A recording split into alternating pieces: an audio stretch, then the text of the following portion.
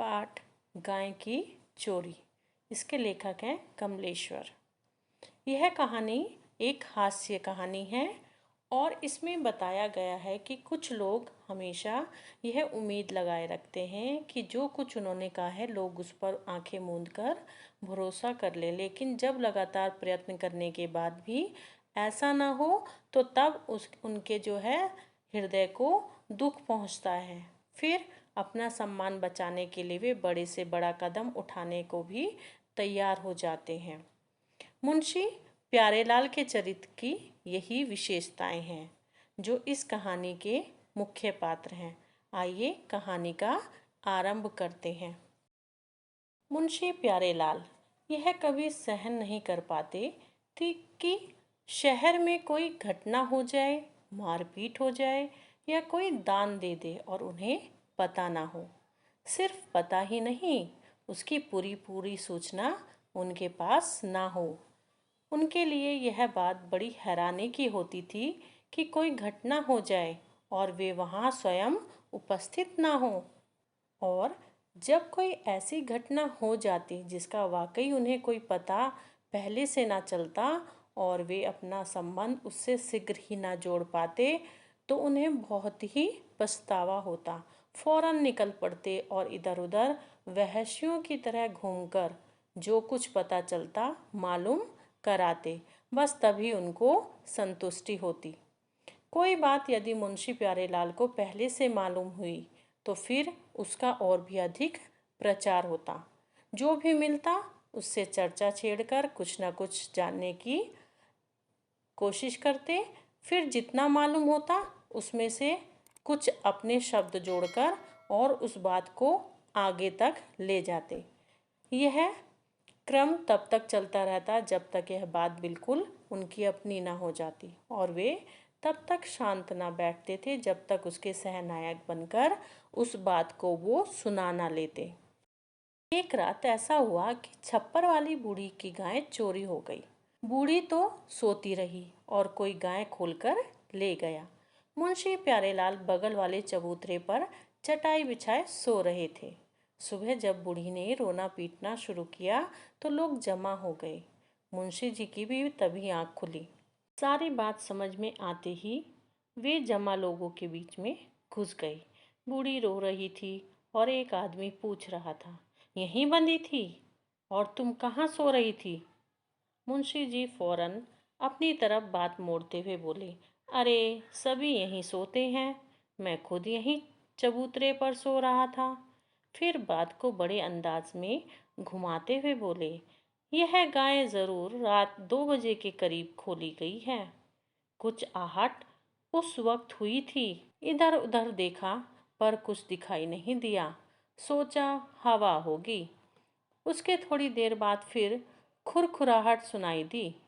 अब यह तो उस वक्त नहीं सोचा कि कोई गैया खोले लिए जा रहा है, पर लगा कि जैसे गाय चल रही है। फिर यही सोचने लगा कि वह अपने थान पर उठक बैठक मचाई है, शायद मच्छर परेशान कर रहे होंगे। तो पुलिस में खबर करो ना, आज यह अजीब बात इस गली में सुनाई पड़ी, भीड़ में से किसी व्यक्ति ने कहा।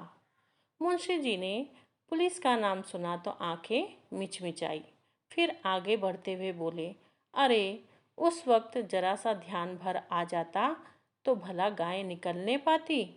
लेकिन एक बात यह और है कि चोर गैया को उधर मैदान के रास्ते ले गए हैं। इधर से जाते तो मैं तो जाग ही रहा था।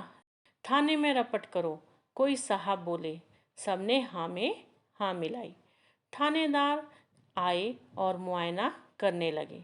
मुंशी जी को बयान के लिए बुलाया गया। मुंशी प्यारेलाल निकल तो आए, लेकिन उनका चेहरा घबराया हुआ था। ऐसा लग रहा था जैसे मजबूरी में उनको लाया गया हो। जब थानेदार ने उनसे पूछा कि आपको जो कुछ गाय की चोरी के बारे में मालूम है वह सब बता जाइए, तो मुंशी प्यारेलाल का बदन कांपने लगा और आंखें फैल गई। अपने चारों ओर खड़े लोगों को देखा और एक पल के लिए मौन हो गए। जब थानेदार ने दोबारा पूछा तो उनका बयान इस तरह से था। मैं तो हुजूर भीतर मकान में सो रहा था। बात यह हुई कि सुबह के आसपास एक बड़ा डरावना सपना देखा। घर सुनसान था तो तड़के ही चटाई लेकर यहाँ लुढ़क गया। घर में बड़ा डर लगता था। जब सवेरे आँख खुली तो जो सब लोग बात कर रहे थे वही मैंने भी दोहरा दी थी। मुंशी जी कहते जा रहे थे और उनकी गर्दन नीचे झुकती जा रही थी। आंखें एकदम जमीन पर गड़ाए हुए उन्होंने बड़ी मुश्किल से कहा, हुजूर मैंने और कुछ नहीं देखा। इसके बाद मुंशी जी शाम को ही दिखाई पड़े। उनके चेहरे पर एक निराशा झलक रही थी, जैसे खुद अपने से हार गए हों। वे उस समय एक ऐसा आदमी खोज रहे थे जिसके सामने दिल का सारा गुबार निकाल दे।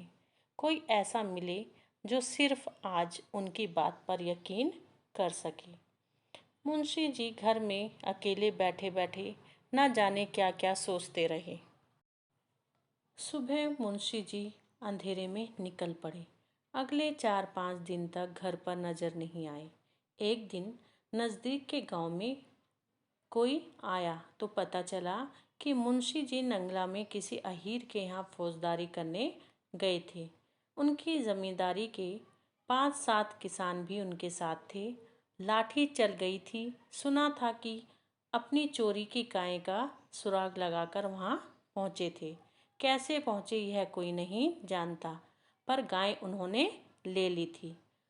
उससे अगली सुबह मुंशी प्यारेलाल के साथ 3 आदमी और चले आ रहे थे और पीछे पीछे गर्दन झुकाए पूंछ हिलाती बुढ़िया की गाय भी चली आ रही थी, जिसकी रस्सी उनके हाथ में थी।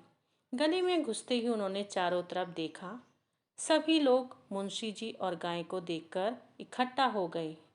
बूढ़ी अपनी गैया की गर्दन और मुंह पर हाथ फेर रही थी और मुंशी प्यारेलाल लोगों की आंखों में विश्वास खोजते हुए बयान कर रहे थे, पुलिस भला क्या कर सकती थी? मैं तो पहले ही जानता था। जो काम करना हो अपने बूते पर करना चाहिए। अरे साहब, क्या गांव था, डकैतों का, खूनियों का। जैसे आदमी थे वहाँ, पर सुराग तो लगता ही है। कैसे ना कैसे पहुँचा वहाँ। मेरी नज़र गड़ ही गई।